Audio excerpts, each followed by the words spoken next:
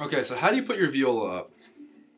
Like, when class is like Okay. hitting on stand. Great. And what was the step before you put it up? What's the I had step? to flip it Yeah, and then what? like that.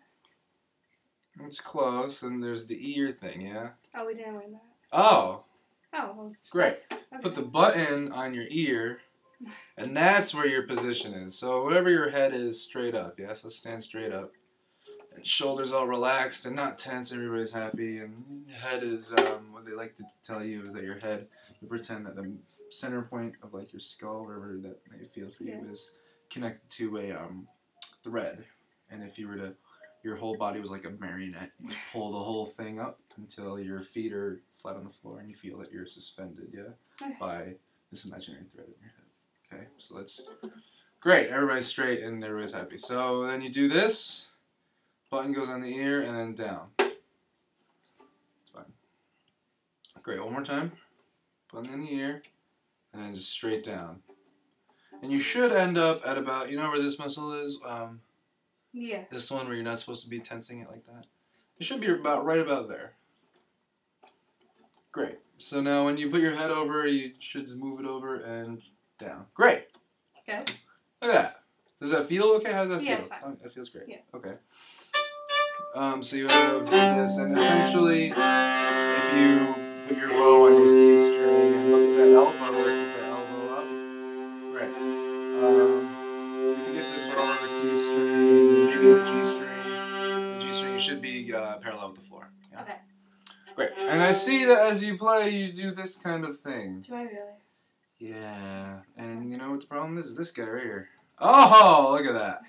Great. See, so what you want to do is keep this support. Now you don't obviously don't want to clamp with your chin, because the name of the game is not having any tension and activating the right muscles. Okay.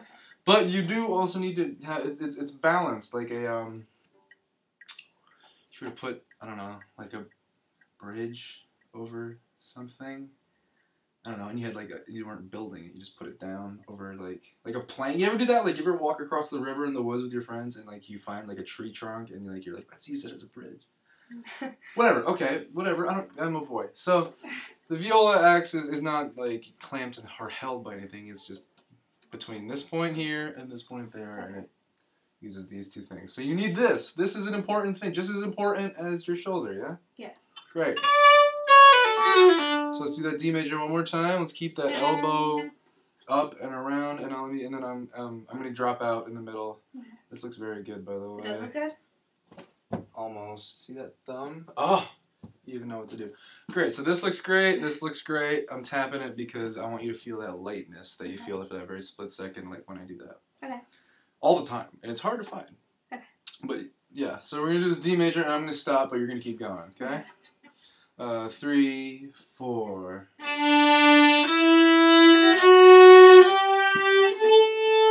Oops, sorry.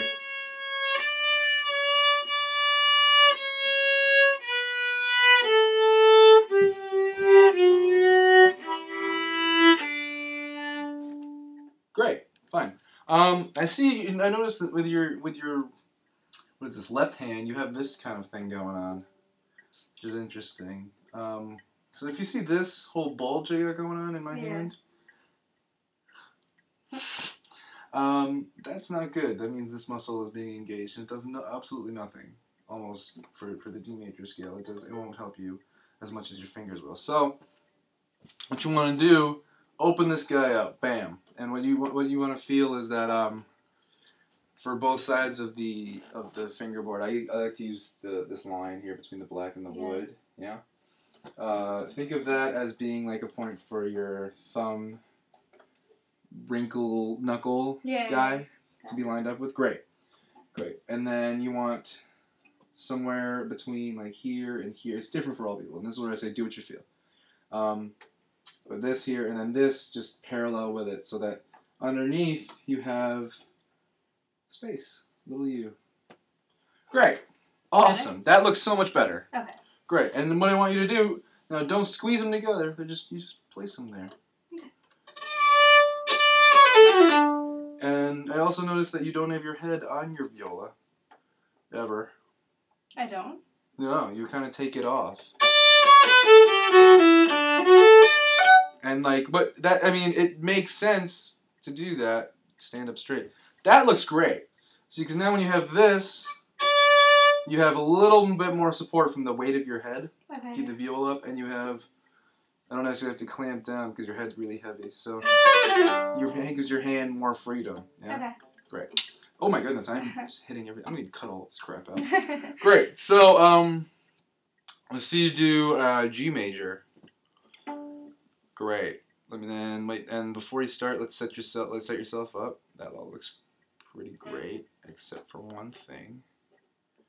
And it rhymes with your schmite schmelbo. Right. Oh, there you go. This guy can just stay loosey goosey. Great. So yeah, G major. Yeah. This guy is up. Ready? 1, 2, 3, 4.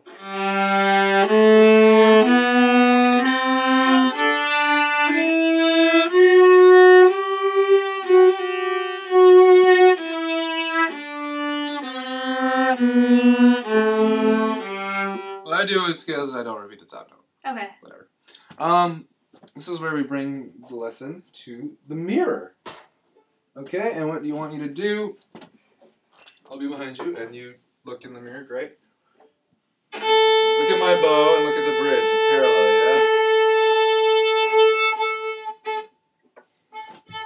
yeah? Great. Got it.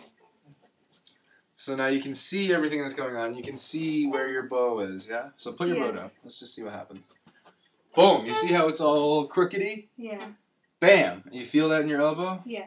Now bring it up at that point. This is normal. That's where you're supposed to be. Oh crap. Okay. Now let's do that G major with that exact bow placement. Yeah, I'll do it with you.